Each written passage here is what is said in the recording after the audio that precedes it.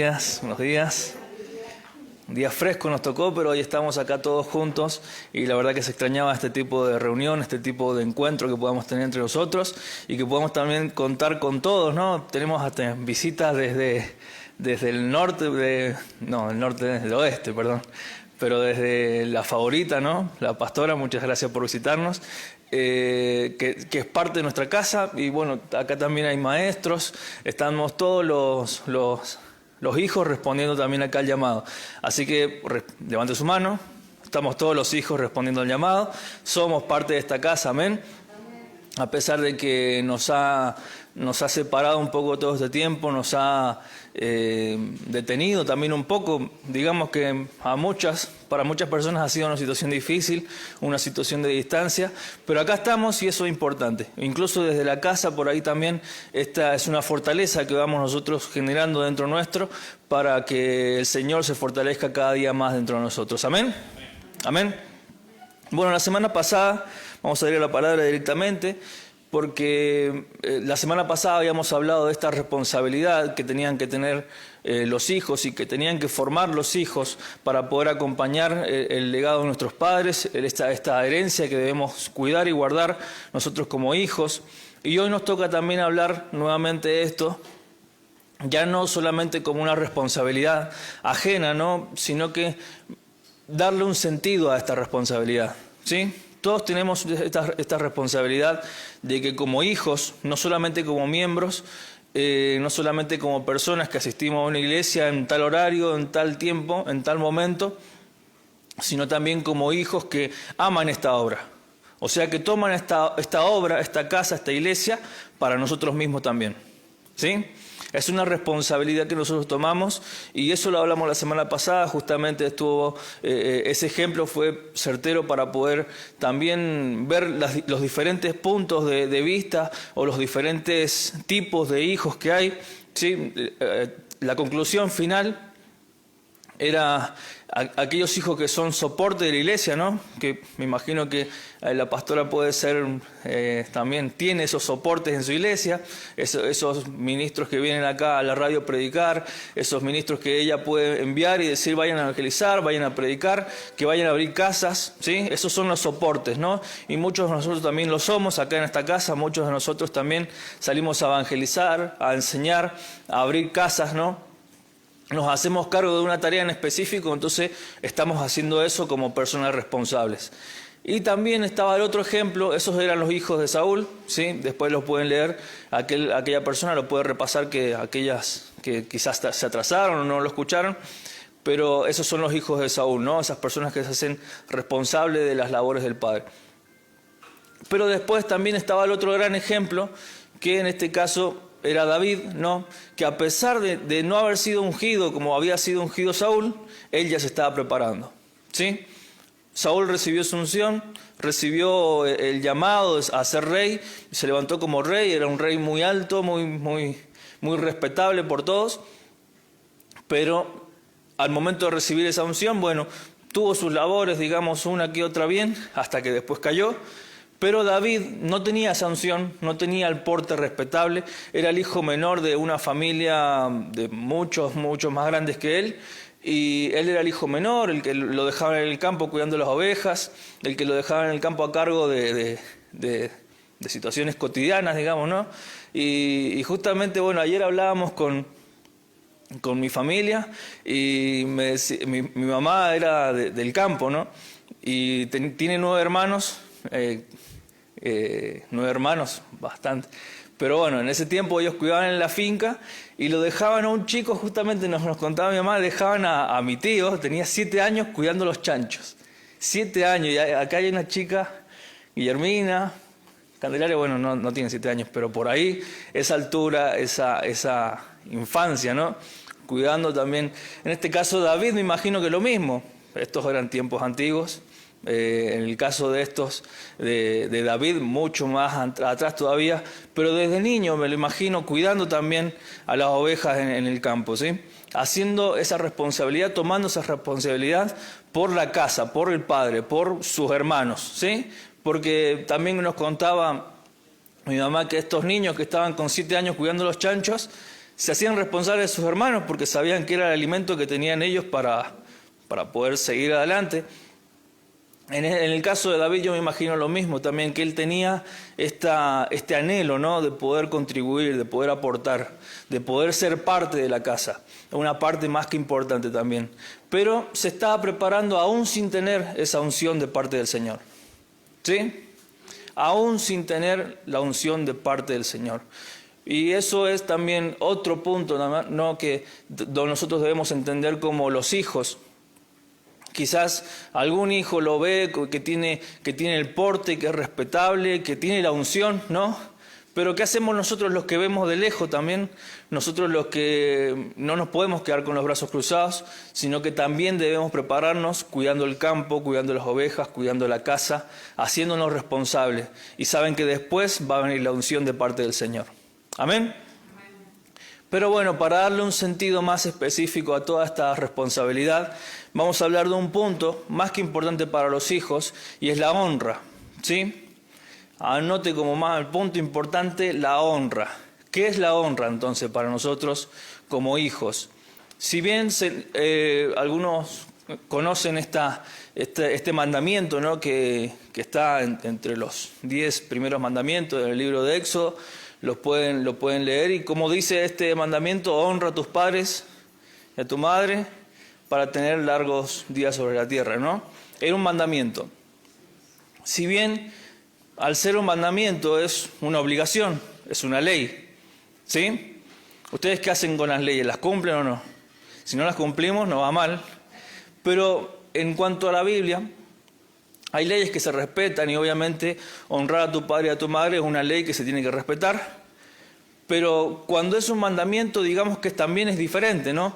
Digamos que estos mandamientos sirvieron para ese tiempo solamente, sirvieron para los judíos que no tenían una moral y una ética como base, ¿no? No tenían un ejemplo, no tenían algo que a ellos les dijera cómo comportarse, cómo hacer las cosas en la vida. Entonces el Señor tuvo que poner sobre su pueblo estas leyes, estos mandamientos, para poder regular un comportamiento entre ellos. Les sirvió obviamente, y muchos de nosotros también tomamos ese ejemplo, a pesar de que ellos tenían a Moisés y tenían a muchos líderes que lo llevaban a éxito tras éxito, o poder alcanzar aquellas cosas que no podían alcanzar.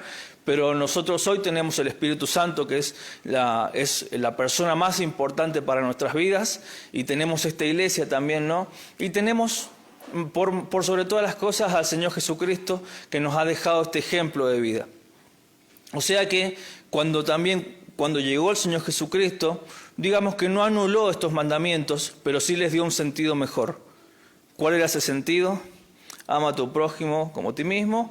Amarás al Señor tu Dios por sobre todas las cosas, con todo tu corazón, con toda tu mente, con toda tu fuerza, ¿sí? O sea que el sentido que le dio a estos mandamientos no es solamente obedecer, no es solamente acatar a las leyes, no es solamente no pasar el semáforo en rojo, o no fumar en espacios cerrados, o mantener la distancia de 2 metros. Esas son leyes que, digamos, el barbijo, son leyes que uno las obedece porque tiene que obedecerlas. Pero cuando uno ama, es mucho más diferente, ¿sí? Cuando uno le da el sentido del amor, y en el caso de nuestra responsabilidad, nosotros le damos el sentido del amor, esa esencia a este comportamiento, ¿no? Porque el amar es un comportamiento, es nuestra vida.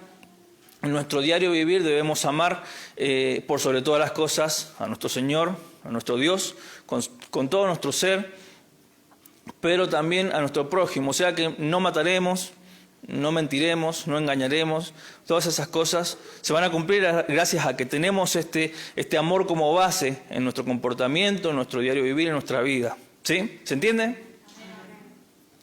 Entonces, siempre le digo a los jóvenes, a partir de todo esto, yo siempre les digo a los jóvenes que no, digamos que hay un tiempo donde debemos obedecer, ¿sí? Debemos ser obedientes, hacer caso, como dice nuestro apóstol, hacer todo lo que nos dicen, pero hay un tiempo donde ya está de obedecer y debemos cambiar por honrar, ¿sí? Donde cambia este sentido de solamente obedecer y lo cambiamos por honrar, donde el honrar es la acción del amor, ¿sí? ponemos este amor en acción. Hay muchas definiciones en cuanto a honra, bueno, ya noté algunas, pero yo creo que la mejor y la más entendible era esta acción que nosotros ejercemos o la acción que nosotros hacemos a través del amor, ¿sí? Uno cuando ama va a poder demostrar el valor que tiene esa persona, demostrar el valor que tiene el Señor para nosotros. O sea que lo podemos honrar con nuestra vida, por sobre todas las cosas, con nuestros bienes, con nuestros actos, ¿sí? Con nuestras obras. Esa es la forma de honrar. ¿Amén? O sea que están estos puntos, ¿no? Obediencia, ¿sí? Llega un punto en nuestra vida donde quizás obedecemos, pero lo obedecemos porque nos dicen o porque lo leemos o porque así tiene que ser también, ¿no? Así tiene que ser. No estoy diciendo que no obedezca, pero sí hay un paso más allá y es la honra. Cuando siempre se lo enseño a los jóvenes y los jóvenes por ahí necesitan también esto, que por ahí necesitan, cuando empiezan las personas nuevas, necesitan obedecer y necesitan estar al lado del apóstol, estar al lado del pastor y empezar a aprender y obedecer, pero llega un momento donde el corazón ya empieza a entender que esto no es solamente hacer caso a lo que nos dicen a través de las palabras o las obras, sino empezar a honrar y empezar a accionar yo mismo este amor que tengo dentro mío hacia nuestros padres, hacia nuestro Señor por sobre todas las cosas, hacia el que tengo al lado, mi hermano también. Entonces esa es la forma de honrar. ¿Amén? Es una forma de dar un poco más de lo que estamos dando. ¿Amén? Amén. ¿Se entiende entonces? Y lo último, para ya avanzar, es esta obligación que por ahí se malentiende también. Porque muchos por ahí, digamos que en el servicio o digamos que también en nuestra congregación, en lo que hacemos aquí dentro de la iglesia, tenemos esa obligación de actuar y de hacer las cosas de una forma. Cuando digamos que lo hacemos tan rutinario o lo hacemos tan que venimos domingo, servimos, limpiamos, hacemos tales cosas aquí en la iglesia, pero quizás se llega a un punto donde se haga una obligación, ¿no? Donde llegamos a un punto donde ya lo hacemos porque si no lo hago algo me va a pasar, o que si no lo hago me viene un reto. Si no lo hago, no me voy a llevar la palmadita en la espalda, como decíamos la semana pasada, de muy bien, siervo fiel, ¿no? Pero se convierte en una obligación. Y por ahí, digamos que también, hasta la ofrenda, por ahí, ¿cuántos por ahí ofrendan más para que los otros lo vean? No en esta iglesia, pero sí en otras. Ofrendan más para que los demás lo vean, para que el apóstol que está acá vea que ofrenda mucho, ¿no? Y digamos que también se convierte en una obligación en los hijos, más que nada por lo que se va viendo en cuanto a nuestra congregación, o no esta congregación, pero en cuanto a nuestra forma de congregarnos, nuestra forma de servir. Pero también es por la falta de este sentido que debemos nosotros también darle.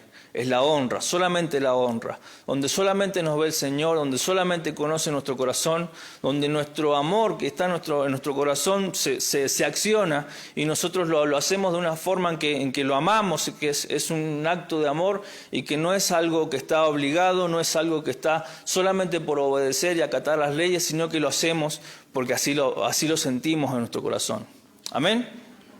Por eso también debemos ver esta diferencia que se genera, ¿no? No en esta iglesia, ya lo vuelvo a repetir por tercera vez, pero sí se va generando por falta de amor, por sobre todas las cosas por falta de amor.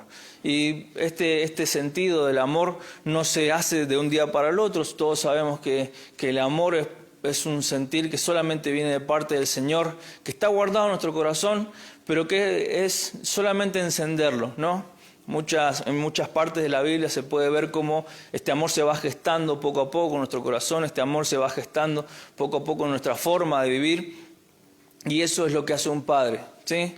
Un padre acciona también este amor, enciende o despierta este amor en los hijos, despierta este amor para que no sea algo obligatorio, no sea algo solamente por que hagan caso, ¿sí? Sino que también se acciona para que esos hijos empiecen a aprender a honrar. Amén. Y esto, digamos, que nos da un estatus diferente a nosotros como personas. Nos dignifica cuando nosotros dignificamos a otros. Cuando nosotros honramos, también trae honra para nuestras vidas.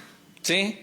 O sea que esta honra estima por sobre todas las cosas el valor que tiene la otra persona para mí, o el valor que tiene el Señor para mí, pero asimismo ese Padre y ese Señor del que hablamos, del que predicamos y que amamos, también nos muestra el valor que tenemos nosotros para Él.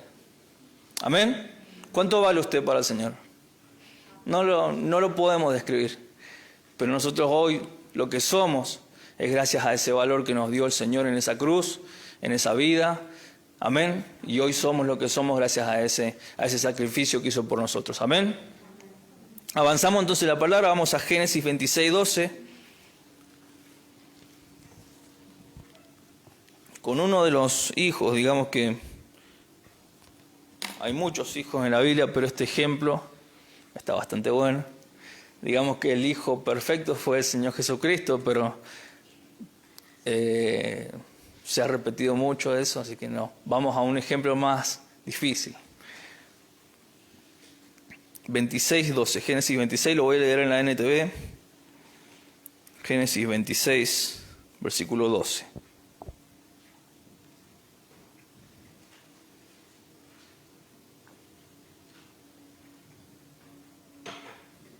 Amén. Dice: cuando Isaac sembró sus cultivos ese año, cosechó 100 veces más grano del que había plantado, porque el Señor lo bendijo. Versículo 13 dice: se hizo muy rico y su riqueza siguió aumentando. Adquirió tantos rebaños de ovejas y de cabras, manadas de ganado y siervos, que los filisteos comenzaron a tenerle envidia. Así que los filisteos taparon con tierra todos los pozos de Isaac. Eran los pozos que habían cavado los siervos de su padre Abraham. Por último, Abimelec ordenó a Isaac que se fuera de la región. Vete a algún otro lado, le dijo, porque te has hecho demasiado poderoso para nosotros. Versículo 17 dice: así que Isaac se mudó al valle de Gerar y allí armó sus carpas y se estableció. También reabrió los pozos que su padre Abraham había cavado, porque los filisteos los habían tapado después de su muerte. Y les puso nuevamente los nombres que Abraham les había dado. Versículo 19 dice: los siervos de Isaac también cavaron en el valle de Gerar y descubrieron un pozo de agua fresca, pero después los pastores de Gerar llegaron y reclamaron el manantial. Esta agua es nuestra, dijeron ellos, y discutieron sobre el pozo con los pastores de Isaac. Por eso Isaac llamó a aquel pozo Esek, que significa disputa. Luego los hombres de Isaac cavaron otro pozo, pero de nuevo hubo conflicto. Por eso Isaac lo llamó Sidna, que significa hostilidad. Isaac abandonó ese pozo, siguió adelante y cavó otro. Esta vez no hubo ningún conflicto. Entonces Isaac llamó a aquel lugar Rehobot, que significa espacio abierto, porque dijo: al fin el Señor ha creado espacio suficiente para que prosperemos en esta tierra. Amén. Esta sí, en cierta forma también nos muestra lo que ha venido pasando y nosotros lo vemos en toda la Biblia, que el pueblo de Israel nunca tuvo un lugar fijo. El pueblo de Israel, o más que nada la iglesia en sí, la presencia del Señor, nunca pudo tener un lugar fijo hasta que llegamos nosotros, ¿sí? Los gentiles, las personas que hoy venimos siendo los hijos de los hijos de los hijos y que recibimos esa palabra gracias al Señor y que hoy somos nosotros esta iglesia, ¿no? Entonces el Señor tiene un templo en donde posar su presencia, en donde manifestar su poder, y gracias a eso, gracias al Señor, somos nosotros. Amén. Pero en este tiempo era muy complicado poder estar en un lugar fijo, poder sobrevivir a pesar de las diferentes situaciones que tenían ahí estos hijos de Abraham, esta descendencia que era el pueblo de Israel. Era muy complicado y por mucho tiempo se les fue complicando cada vez más hasta poder asentarse como nación. Después que se asentaron como nación, vinieron los extranjeros a sitiarlos y a dejarlos en nada, porque pasaron justamente el cautiverio. Pero muchísimas cosas y muchísimos procesos que tuvieron que pasar la iglesia como iglesia para alcanzar lo que hoy somos. Acá se vuelve a repetir lo mismo en Génesis 26, 12.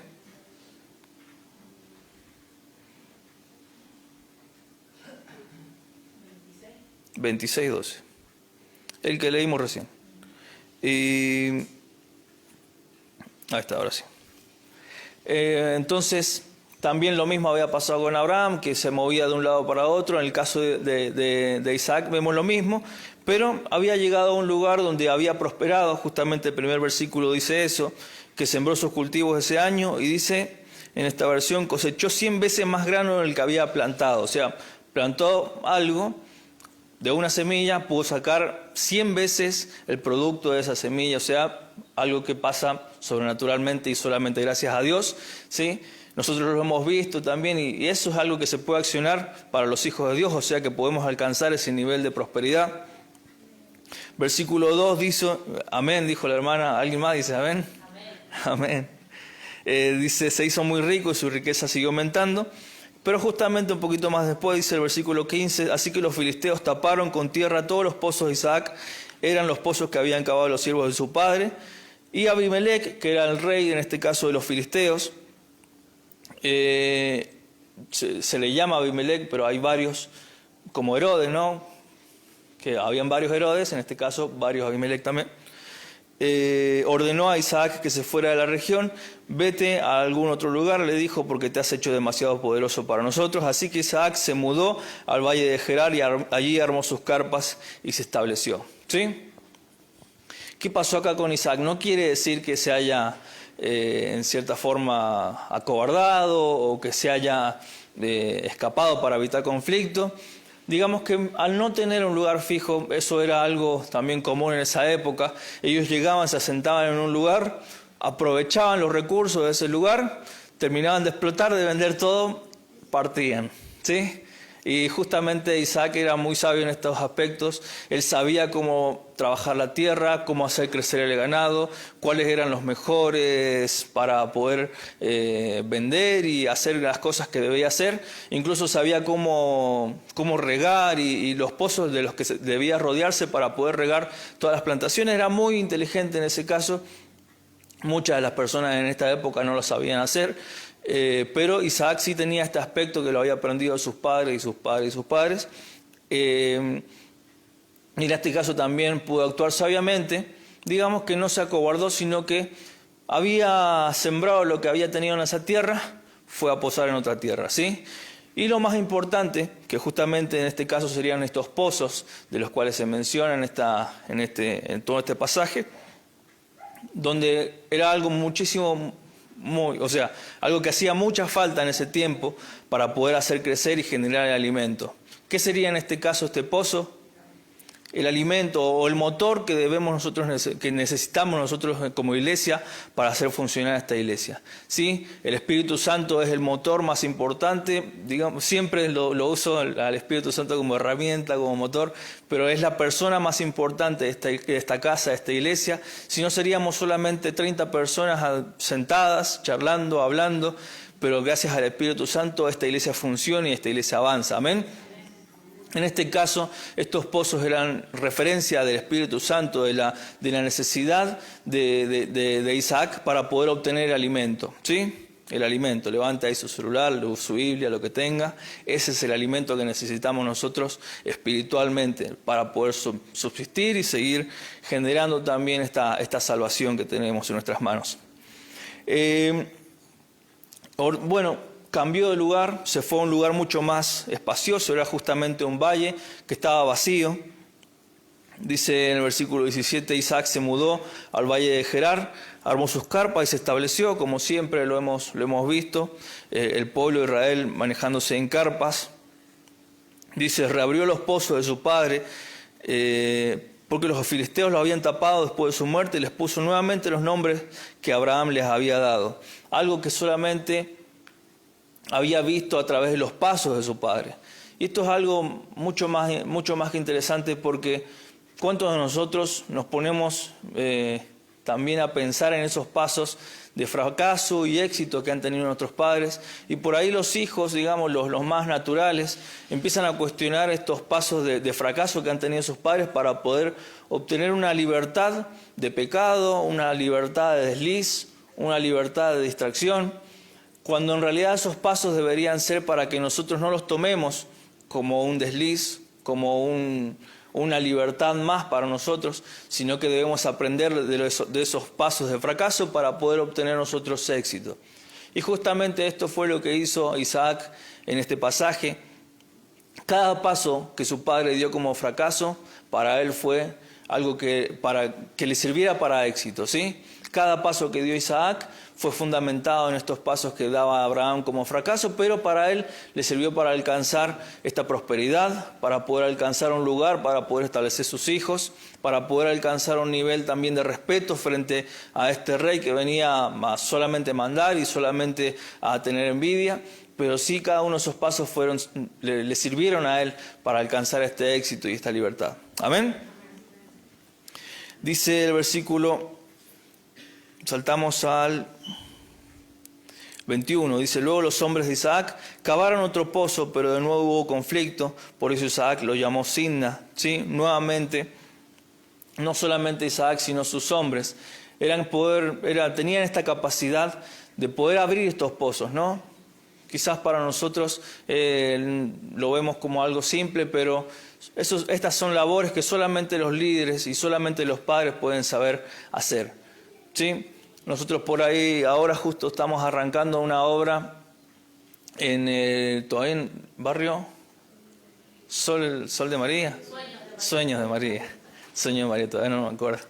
Pero digamos que para nosotros, para Mirna y yo, es algo muy nuevo, nunca lo hemos hecho. Si bien hemos abierto en otras situaciones casas de pan, hemos ido a predicar y salir a evangelizar y armar un grupo pequeño, digamos, pero esto es un barrio entero que debemos hacer, y ya no es solamente como casa de pan, sino que debemos tomar esta responsabilidad y empezar ahí a abrir estos pozos, ¿no? A abrir esta generación de alimento, esta generación que nos va a permitir tener mucha palabra, tener mucha gente. Digamos que son cosas que debemos aprender nosotros de nuestros padres, y solamente lo vamos a hacer gracias a la ayuda de ellos, ¿no? Los apóstoles son los primeros que están apoyándonos ahí en esta obra, en estos pasos, y esperamos poder tener éxito en poco tiempo, ¿sí? Aprendiendo también quizás el apóstol siempre nos cuenta, iba a Maipú y se le fundió el auto, son las que yo me acuerdo, ¿no? Iba a una iglesia y había solamente un niño, ¿no? Pasos y pasos que uno va aprendiendo hasta llegar a un lugar donde finalmente se pueda sentar, finalmente pueda obtener cada una de las partes que es necesaria para poder levantar una iglesia. En este caso también para nosotros es lo mismo, y debemos prepararnos cada día más nosotros, porque hoy estamos sentados acá, pero el día de mañana vamos a tener que ir a buscar pozos por ahí para poder obtener el alimento. ¿Amén? Primero dijo Natalia, está full hoy Natalia, pero bueno, lo bueno es que nos contagia a todos también para poder obtener nosotros también esta bendición. ¿Amén? Dice el versículo 22, Isaac abandonó ese pozo, siguió adelante y cavó otro. Esta vez no hubo ningún conflicto. Entonces Isaac llamó a aquel lugar Rehobot, que significa espacio abierto, porque dijo: al fin el Señor ha creado espacio suficiente para que prosperemos en esta tierra. Justamente en esta época y en este tiempo, para el Señor era necesario establecer límites, ¿sí?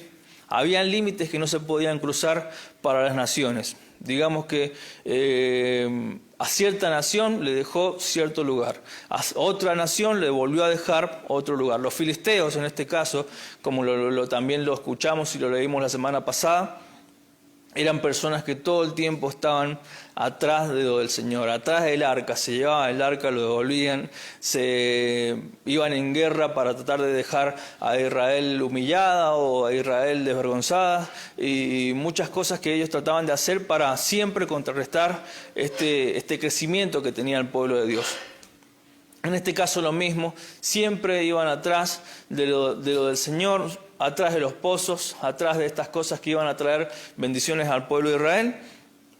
Ahí estaban los filisteos siempre. Pero en este caso, Isaac ya pudo encontrar un lugar donde asentarse, ¿sí?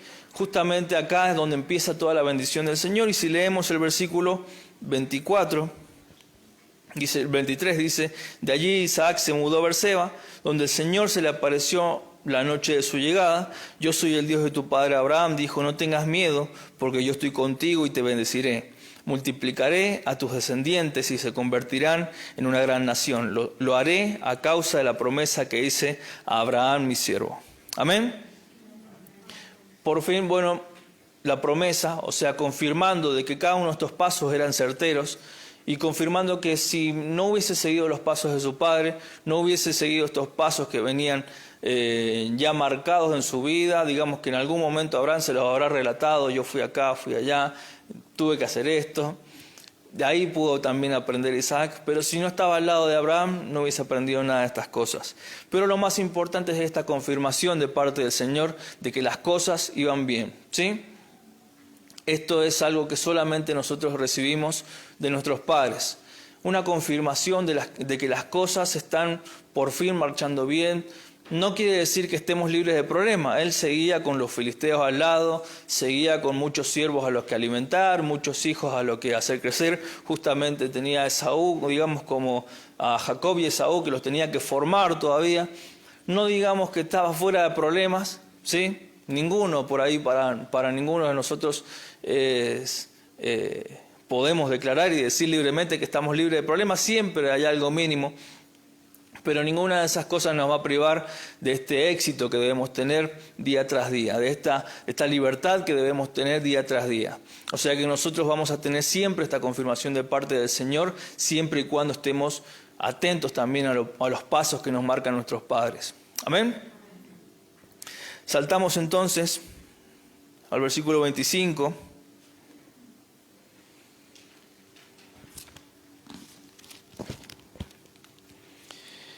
Dice el 25, luego Isaac construyó allí un altar y adoró al Señor, estableció su campamento en ese lugar y sus siervos cavaron otro pozo. Cierto día el rey Abimelec llegó desde Gerar con su consejero, Ahuzat, y también con Ficol, el comandante de su ejército. ¿Por qué han venido aquí?, preguntó Isaac. Es evidente que ustedes me odian y ya me echaron de su tierra. Podemos ver claramente que el Señor está contigo, le respondieron ellos. Por eso queremos hacer un tratado contigo bajo juramento. Jura que no nos harás daño, ya que nosotros nunca te hemos causado problemas a ti. Siempre te hemos tratado bien y te despedimos en paz. Y mira ahora cómo el Señor te ha bendecido. Entonces Isaac preparó un banquete para celebrar el tratado y comieron y bebieron juntos. Temprano en la mañana siguiente cada uno hizo el solemne juramento de no interferir con el otro. Luego Isaac los envió de regreso a su tierra y ellos se fueron en paz. Amén. Ese mismo día los siervos de Isaac llegaron y le contaron acerca de un nuevo pozo que habían cavado. Hemos encontrado agua, exclamaron ellos. Por eso Isaac llamó al pozo Seba, que significa juramento. Hasta el día de hoy, la ciudad que surgió allí se llama Beerseba, que significa pozo del juramento. Si bien este era un tratado de paz momentáneo, sabiendo de que por el momento iban a estar en paz para poder, lo mismo que le dije recién, hacer crecer sus hijos, alimentar sus siervos, seguir creciendo como lo venía haciendo desde esa bendición que había recibido de parte del Señor. Pero esto lo pudo también afirmar en un nuevo pozo, ¿sí? Una nueva bendición, una nueva fuente. En este caso nosotros no digamos que no debemos tampoco descuidar ninguno de estos pozos que tenemos a nuestra disposición, sabiendo de que así como padres sabían abrir pozos, también los siervos también sabrían abrir pozos, y es una tarea que nosotros debemos aprender a ejercer también como persona, como cristianos, aprender a abrir casas de bendición para esta misma casa, para nuestros padres, sabiendo de que esto va a traer el alimento que necesitamos. ¿Sí? ¿Se entiende hasta ahora?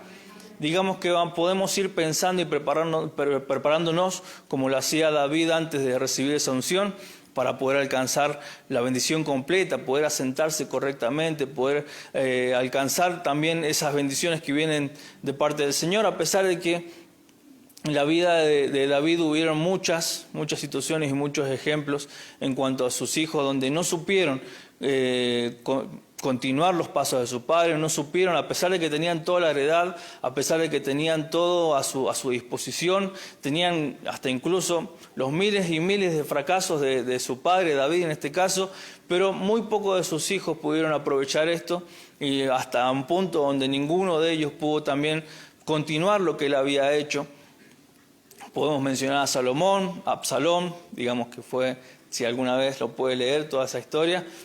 No se puede mencionar nada, directamente no lo mencionamos, pero sí léalo, que es muy interesante. Pero sí, sus siervos, sí, eran personas que también, a pesar de estar en una cueva, ellos sabían a dónde ir a buscar agua, sabían en quién iban a obtener el alimento, por eso se quedaron siempre al lado de David, su rey, por eso se quedaron siempre al lado de David, el ungido de Dios, aquella persona que venía de parte del Señor para traer la libertad al pueblo, para traer la libertad a la casa del Señor, para traer la libertad a la iglesia que somos hoy, y también traer esta libertad que a través de Él vino y que es el Señor Jesucristo para nuestras vidas. Amén. Muchas veces digamos que no es necesario ser el hijo, el que está al lado, como siempre lo veníamos diciendo, el que está obligado o por obediencia solamente al lado, sino aquel siervo que en su corazón empiezan a hacer esta honra, en su corazón empiezan a hacer este amor por la obra, este amor por la casa, este amor por su padre, ¿no? Y eso es algo que solamente un padre puede despertar en los corazones de los hijos. Amén. Saltamos a uno de los puntos también más importantes en Efesios 6, del 1 al 4.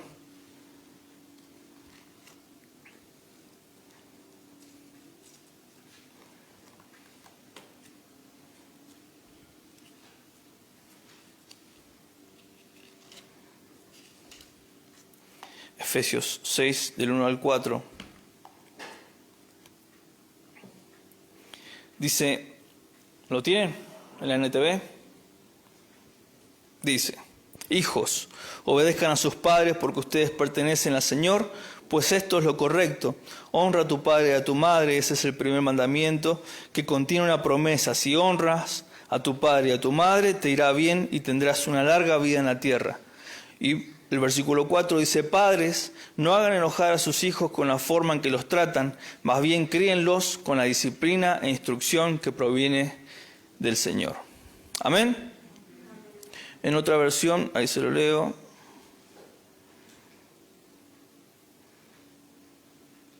Efesios 6, 4 en la Reina Valera, creo que lo dice más simple también.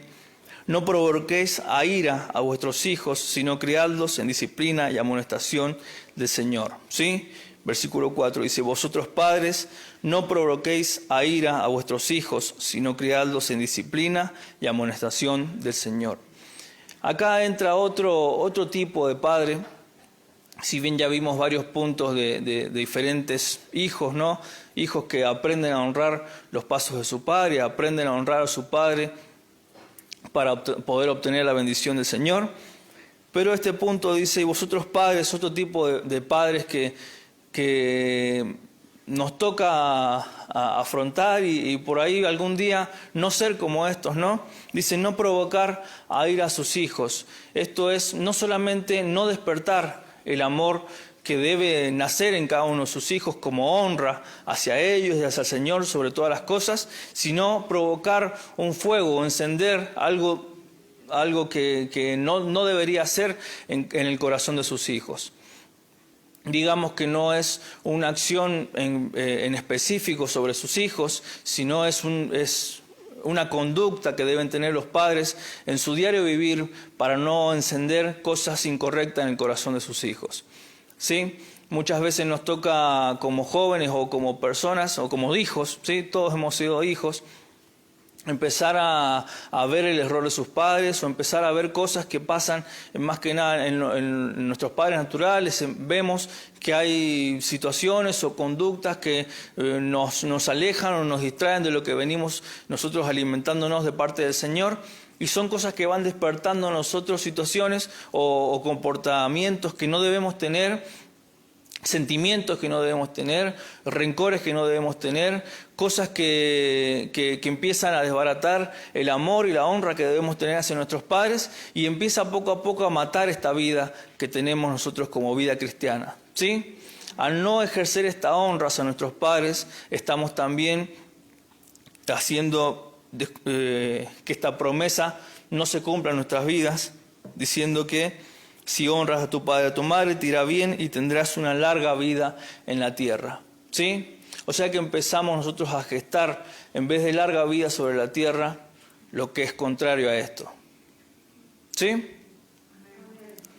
Entonces, en este caso, nosotros debemos también, como personas, ¿sí?, aprender de que cómo despertar este amor en el corazón de las personas, cómo despertar y empezar a gestar el amor hacia el Señor, el amor hacia nuestros padres, el amor hacia a la persona que tengo a mi lado. Empezar nosotros a hacer que esto crezca en el corazón de las personas que están a nuestro lado. Amén. Justamente a Isaac le tocó también vivir con Jacob y Esaú. Esaú, justamente si seguíamos leyendo el capítulo anterior, él había... Bueno, lo leemos, así no nos perdemos. Dice el versículo 26, capítulo 26... Versículo 34 dice: cuando Esaú tenía 40 años, se casó con 2 mujeres hititas, Judit, hija de Beeri, y Basemat, hija de Elón, pero las esposas de Esaú amargaron la vida de Isaac y Rebeca, ¿sí?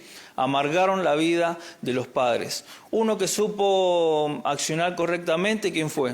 En este caso fue Jacob. Otro que se fue por el lado incorrecto fue Esaú. Si bien no hay razones de por qué, estos era una familia con muy buena situación económica, que se movían de lado a lado, pero tenían sus siervos, tenían su ejército, su pequeño ejército para poder también librar cualquier situación que viniera sobre ellos. Pero Esaú decidió, en vez de aprovechar lo que estaba a su alcance, decidió ir a pueblos extranjeros a traer una esposa a su casa, ¿sí? Deshonrando el nombre de su casa, deshonrando lo que venía su padre enseñándoles, de que debían guardar también este linaje que venía en sus vidas. Y Esaú era uno de los que no sabía cuidar esto. No digamos que quizás no fue el accionar de su padre, pero sí fue algo que trajo deshonra a la familia. En este caso dice la última parte del versículo, dice: las esposas de Esaú amargaron la vida de Isaac y Rebeca, ¿sí? Pero vemos como una situación diferente a la vida de Jacob, una persona que pudo también, a pesar de que tuvo sus formas, sus diferentes formas, pero si leemos el capítulo siguiente, léalo después, es muy largo, pero no lo vamos a leer ahora. Vemos como el accionar de Jacob para poder alcanzar también la honra de su padre, la bendición de su padre. Si bien fue de una forma engañosa, digamos, pero Rebeca, justamente en un versículo, ya se lo voy a buscar bien, dice, el versículo 13, dice, legamos el versículo 11, dice: pero mira, respondió Jacob a Rebeca, mi hermano Esaú es muy velludo, en cambio mi piel es suave, y si mi padre me toca, entonces se dará cuenta de que intento engañarlo, y en lugar de bendecirme, me maldecirá. Jacob estaba atrás de la bendición de su padre siempre, en cambio Jacob estaba trayendo deshonra a la casa. Si Jacob, en este caso, era una persona que no le importaba hacer lo que fuera para poder alcanzar la bendición y traer éxito a su vida y traer lo que somos hoy también, porque fue el primero de los procesos para poder traer a la iglesia a lo que somos hoy. Pero justamente el versículo 13 dice: pero su madre respondió entonces que la maldición caiga sobre mí, hijo mío, tú simplemente haz lo que te digo, sal y tráeme los cabritos, ¿sí? Ese es el tipo de padre que no siembra ira, no siembra fuegos extraños o no enciende cosas que no tienen que estar en los corazones de los hijos, sino que toma todo para sí, para poder enseñarle a cómo honrar, a cómo amar, ¿sí? A tener larga vida, como dice esta promesa en este versículo, a tener larga vida sobre la tierra también para poder obtener esta bendición. ¿Amén? Así que ¿cuántos de nosotros acá estamos tras esta bendición? ¿Cuántos de nosotros también estamos buscando cada día, sin importar cómo? Sabemos que hay una iglesia y hay padres que pueden decir esto: que la maldición caiga sobre mí, hijo mío, tú simplemente haz lo que te digo, sal y busca esta bendición.